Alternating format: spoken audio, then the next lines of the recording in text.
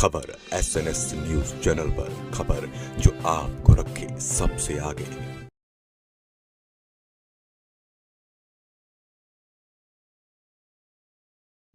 नमस्कार, माझं नाव रिंकी मालवी आहे आणि मी अमरावतीची रहिवासी आहे. माझं नाव ललिता पुरुषोत्तम मेंढे, मी शेतमजूर आहे.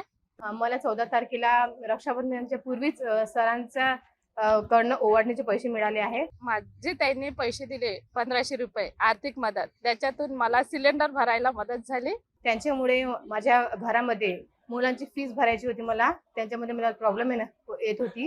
एक बा आपल्याला आपल्या भावाने आपल्याला एक बहिणीला एक माहेरची भेट म्हणून दिली, एवढं सांगणार आहे. खूप खूप धन्यवाद सरांचं. ही योजना खूप चांगली आहे आणि अशीच ही 1500 रुपये मिळायला पाहिजे, अशीच आमची सगळ्या बहिणींची आशा आहे. माझं नाव प्रतिभा महर्ले. अतिशय चांगली योजना काढली आहे आणि सगळ्या लाडक्या बहिणी खूप आनंदात आहे, कारण त्यांच्या खात्यामध्ये 3-3 हजार जमा झाले.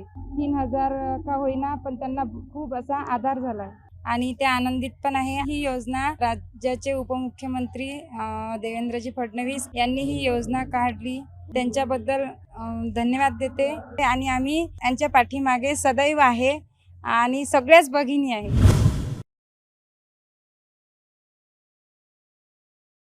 माझं नाव आहे जया अमरसिंग धुर्वे. मी आहे हाऊसवाईफ. माझं नाव स्वाती प्रभुदास देवची. मी जलम गावातली आहे.